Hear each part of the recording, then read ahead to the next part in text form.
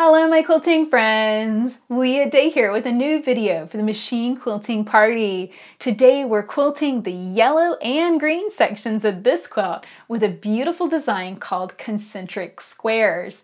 It's basically squares within squares within squares within squares. Very, very simple design that we can also mark with masking tape and quilt super quickly with walking foot style quilting. So let's get started quilting concentric squares together. So here is the quilt with our beautiful bright star design, and the next design is called concentric squares. And what we're going to do is line these squares up so that they run kind of as a diamond around the quilt. And two things that are important. Number one, it's really important to get nice straight lines marked. It's also important to stitch this in a clockwise direction so that way you have the least amount of the quilt in the arm of the machine at any given time. And we'll talk about that a lot more whenever we're ready to move the quilt to the machine. So this concentric squares are going to run through two areas, the yellow section here and the green section, and I want the last line to be running along these green points. So between right where the green points merge with the blue. So that's going to be the last line of stitching, and I planned it that way so that way the biggest diamond will be reaching right to the edge of the quilt. You're going to aim for about 1/4 inch from the actual edge of that blue fabric, so that way you won't overlap it and cover it up with your binding. And I just think that'll look really nice. It'll also create a separate area here for our corners where we put more straight line quilting in that area next week. So let's talk about our lines and the spacing. And I'll be honest, this is completely up to you. How you space the lines, how close they are together, that's entirely up to you. I'm going to use 1 inch wide masking tape to space my lines. And here's the cool thing is that you can actually use the tape multiple times to do multiple lines of quilting. So I've set it up here to run right along those orange points in the piecing. So just like with the bright star, we're using the points in the piecing as a guide. So I lined up the tape there, so that would be the first square going around. And then I can also line up and stitch along the opposite side of the tape. That'll create a 1 inch wide channel of lines, and I think that'll look really, really good. I can also use the tape with a guide bar on my walking foot to space out even further. So coming off of the outer edge of this line of tape, I'm going to space over so that way I'm right in the middle of that section, and that'll enable me to stitch right through the middle of it. Now I've got another line of tape here, and I've lined this up with the edge of those yellow points. And you notice how this is putting me about, it looks like about 3/8 to 1/2 of an inch away from these green points. So what I can probably do is line up the edge of the walking foot with the edge of that tape and be able to knock out those lines as well. So by using the tape, we can knock out multiple lines of quilting. You only have to tape it once and then pull it right back off again. Now, one thing I noticed as I was taping this, and the reason why this is already all taped, is because I was having a lot of trouble ripping off long lengths of it without it breaking. And I think the reason why this has gone super, super sticky is because I've been storing it out here in the Crafty Cottage where it gets really hot in the summer and really cold in the winter. And I think that's affected it and made it super, super gummy and sticky. And this is another thing, whatever you tape, try and get it stitched and the tape removed within a day or two. You don't want to leave tape on your quilt for an extended period of time. So if you don't think you'll be able to knock out all of those lines of quilting, only tape one set of your concentric squares.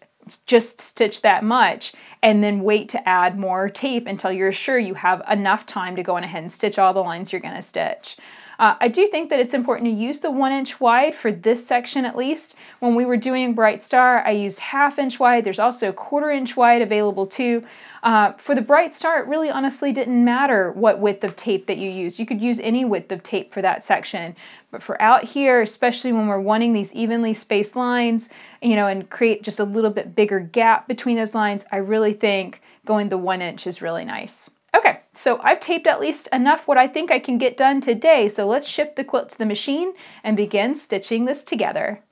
So I've shifted the quilt into the machine and I'm just giving it a little squish here, so that way I'm sure it's going to rest roughly flat and not pull against me as I stitch this new line of quilting. You know, most of the time I get the quilt into the machine and I just spend a minute or two shifting it around, squishing on it, making sure that it's light and fluffy on the surface. Okay, so this looks good.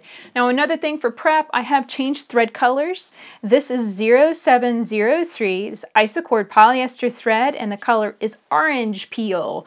I just thought that was a nice color to change to over this yellow and green section. It's going to be a little contrasty over the green section, but I think it'll look really nice.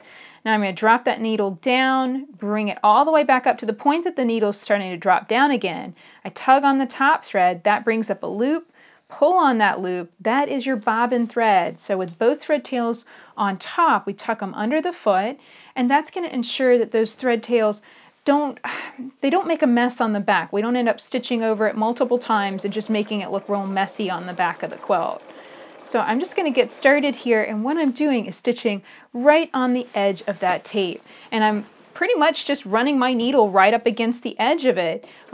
Visually, I can see that real easily.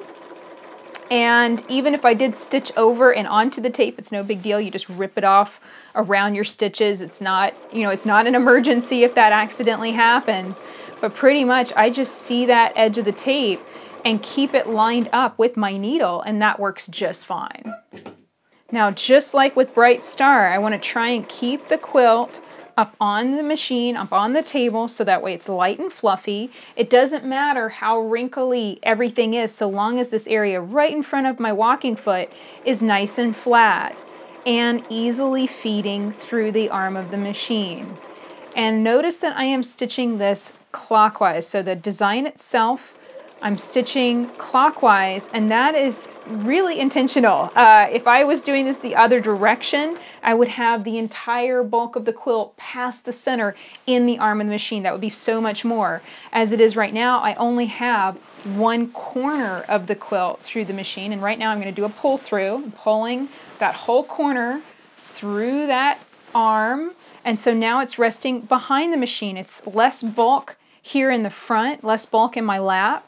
I always have to be real careful and mindful of things because I've got so many buttons here on the front of my machine. If I get too much bulk in this area, those buttons easily get pressed. And then all of a sudden I'm doing a decorative stitch, and that's not what I want to do. So I have to be real careful about that. So if anything, I shift front to back a lot more often than you would have to if you didn't have all those buttons that could be pushed and accidentally change what you're stitching.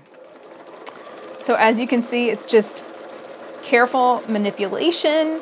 When I do have a straightaway and things feel right, then I put my foot down and go for it. You know, I try and stitch. And this is one of those things that's really nice. You can kind of start thinking point to point. You know, when you get things squished and feeling right, then just put your foot down and stitch to the next point. And if things are still feeling right, then you could stitch to the next point too. But more than likely, you're going to have to stop and reposition with maybe every other point or every point until you're really used to stitching this way. Okay, so my tape's a little ripped here, but I know I am aiming for that seam line, that join right there with the blocks. So I'm stitching right up to it, and then I will end needle in the down position, and now it's time to do a big rotation of this quilt. So I'm shifting through the arm and just kind of squishing it through. It's really interesting. I sat down with Josh the other day and we were quilting together, and he was real tentative and just did not seem to really want to manhandle the quilt. He was being real delicate with it. And, you know, and I had to remind him, like, look, you know, you secured those layers together. You basted it. You know, it's solid. It's secure. Go on ahead and wrangle it. Get it in the position that you need it to be in. Don't be delicate with it. It's just fabric and batting. You're not going to break it. So, you know, really squish it around, manipulate it, get it where it needs to go. And then once you feel right, make sure, again, you've got that fluffy feel. It's nice and baggy here right in front of the foot, so that way you can begin stitching on the right foot. So I'm going to continue stitching around the tape. I'm just running right along this line. And, you know, it's just going to be careful manipulation, you know, stopping and starting. And, you know, always stop with the needle in the down position so that way it doesn't shift. Your stitching doesn't shift away from the needle. And then just keep the quilt light and fluffy. If ever you put your foot down and the quilt doesn't seem to want to move, then that's a sign that you need to shift and fiddle with things so that it does. And really, ultimately, we want the walking foot to be able to walk and do its job. You know, here I'm just taking a really light pressure with my fingertips, just trying to keep it right on that tape.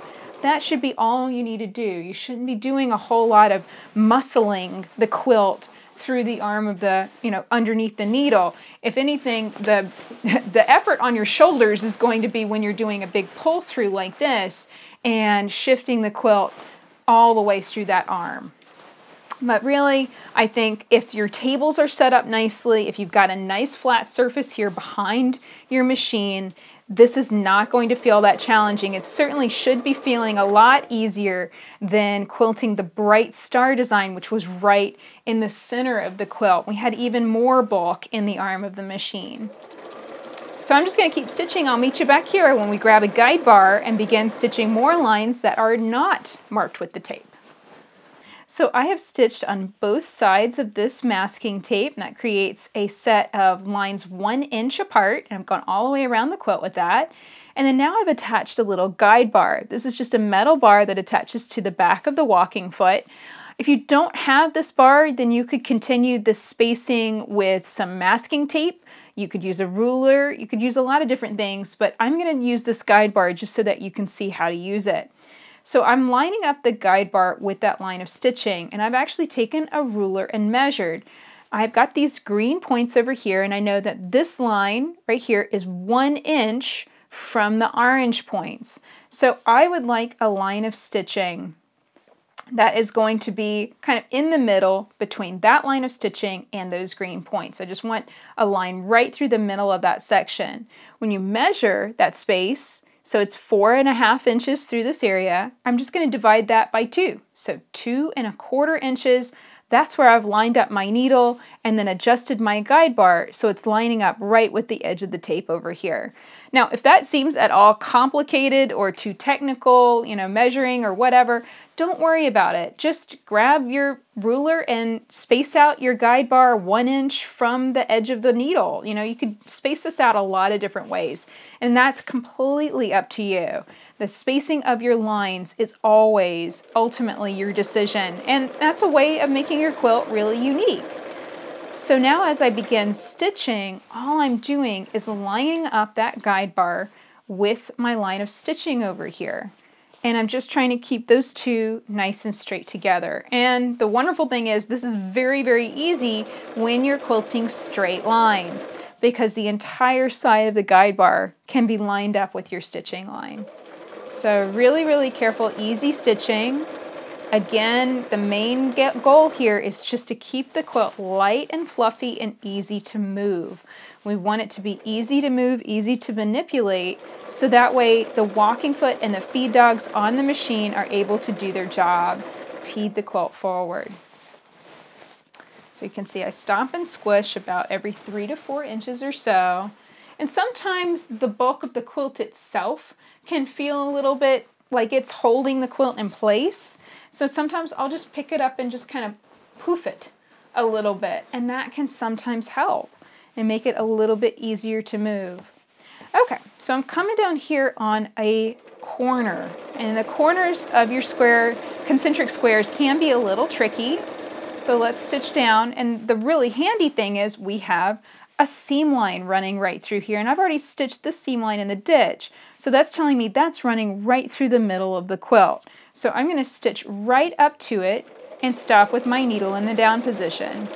So that seam line is kind of my guide to changing direction within this section. So now I'm going to rotate the whole quilt around. Big shift. This is what will take a few minutes to get it settled back down. Well, not a few minutes, more like 1 minute to get it settled back down and fluffed up and shifted around the machine so it's not going to pull against you. Okay. So you have a couple options at this stage. You could just start stitching and kind of guesstimate a straight line. You could grab a little bit more tape and give yourself a guideline taping up to that section. you know, basically we've got our guide here and we don't have any kind of guide to work off of on the quilt itself until we reach this point. Usually what I do is I just kind of guesstimate it. I don't bother taping or marking. I just aim for the right spot, and if that corner of the square ends up being a little wobbly, it's not the end of the world. You know, I'm aiming for that edge of the tape. Once my foot and my guide bar get lined up properly, then I can put my foot down and get back to stitching at higher speed. You know, we generally do want the walking foot to walk, but I have found that if I can get away with a slightly faster speed, you know, go on ahead and take it. You know, speed up just a little bit. You got to just experiment with it and see what you can get away with on your machine. You know, if it stops feeding evenly and doesn't seem to be producing the same size of stitches, that's when you know you probably need to slow down and let the walking foot walk. And then, of course, you can't get around the stopping and manipulating the quilt. That is just part of the whole thing. It's a big part of the process. Shifting the bulk through the arm of the machine, flattening everything out again, and getting back to stitching. And this is one of those things. Don't hesitate to manhandle your quilt. You know, it's necessary. You have to be able to do it. And it's part of the reason why I stitched in the ditch between my blocks. So that way I knew the layers were more securely locked together. And I could be a little aggressive with it, you know, squishing it and pushing it around a little bit. So that way I could get it in position and not have to worry about things shifting. So the guide bar definitely makes spacing wider lines much easier. You can also use guide bars. You could use the edge of your walking foot. So on my walking foot, it's exactly a 1/2 inch from the edge of the walking foot to the needle. And that's a really helpful spacing. I'm actually going to be using that spacing out here whenever I stitch the line that's going to hit all of these green points. So I'm going to keep quilting this line, and I'll meet you back here and I'll show you how that's going to work next. So I have shifted over and I have also removed my tape. So I'm starting to see these beautiful lines of quilting coming together, and I think that looks great. So right now I'm lining up and putting my needle right on the tip of one of those green points. This is the green coming into the yellow, and I'm just pulling up my thread tails right there and checking out where my foot is lining up in relation to that tape. So I'm going to be kind of doing two things with this line of stitching. It's not going to be perfectly straight. I'm going to be aiming for each point in the line, and then just generally trying to keep my line nice and straight, and sometimes eyeing that tape and using that as a guideline, but sometimes I know that tape's going to come a little close or a little further away. So for the most part, I'm going to be looking at two things. I'm going to be eyeing each point and aiming for it, and then also kind of keeping in mind that tape and where my foot is in relation to it. So this is one of those things I think that a walking foot is really, really good at.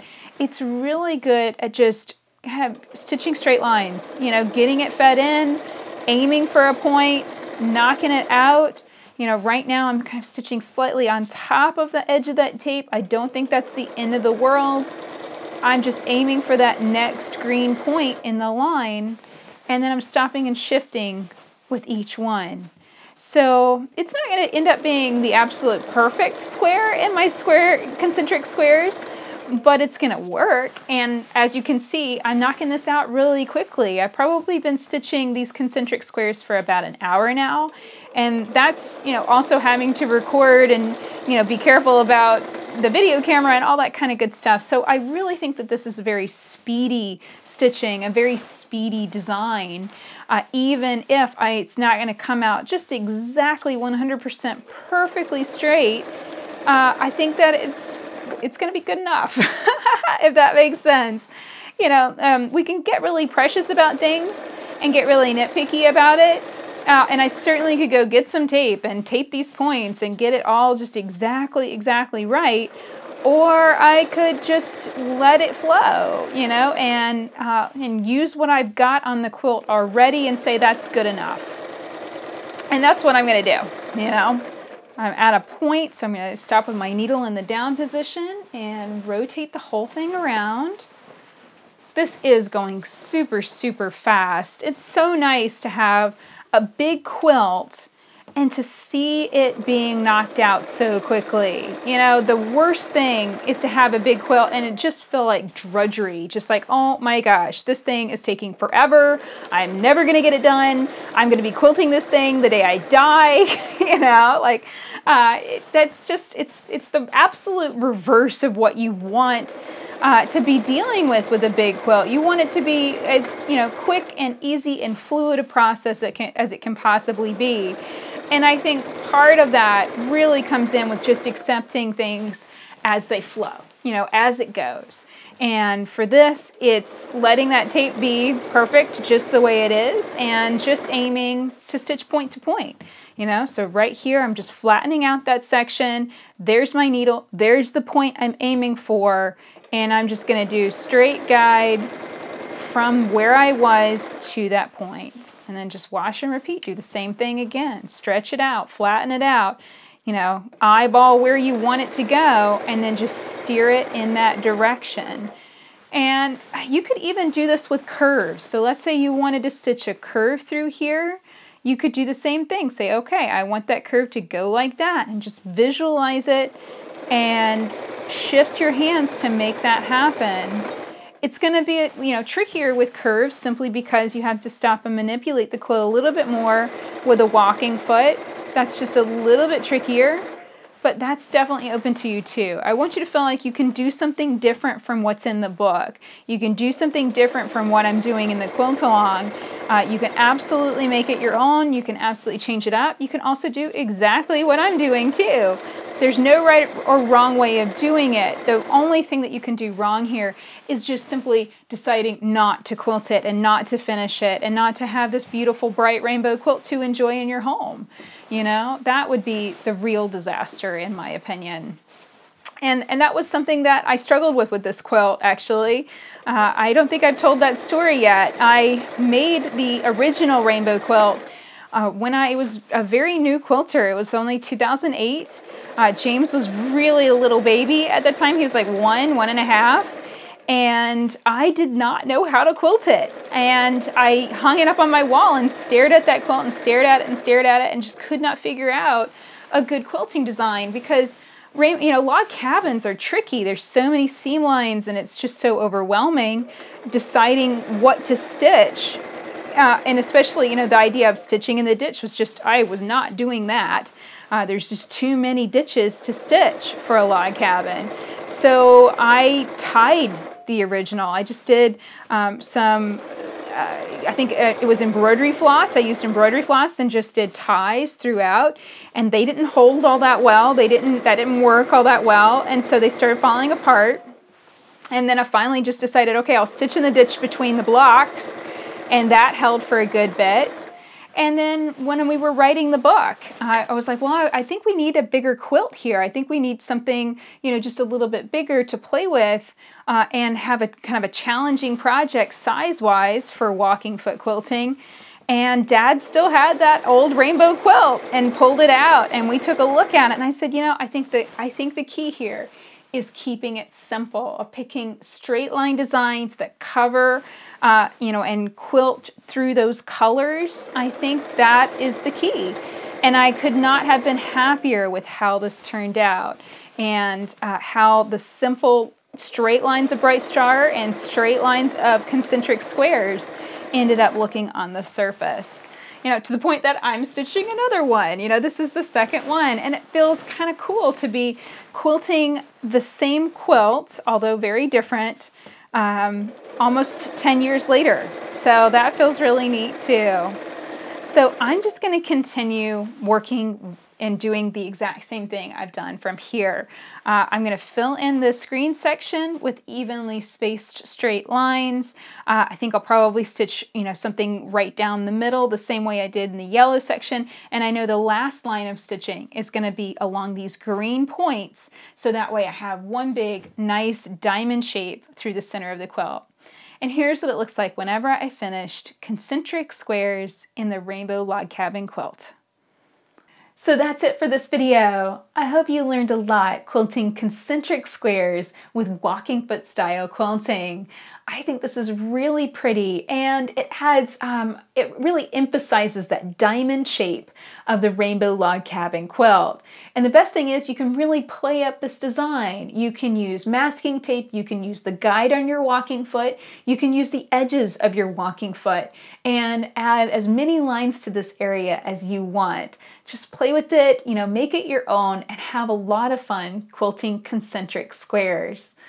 Now, if you're looking for more videos about the rainbow log cabin quilt, you can find all of them linked up at leahday.com/2018party. So definitely go and check that out and learn more about piecing and walking foot quilting this big, beautiful quilt. And if you'd like to get started and follow along, you can find the quilt pattern in the book, Explore Walking Foot Quilting with Leah Day.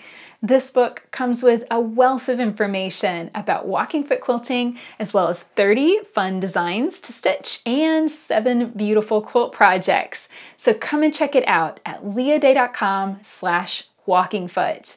If you enjoyed this video, please like it, share it with your friends, and subscribe to our channel on YouTube so you don't miss the next video coming out soon. Until next time, let's go quilt!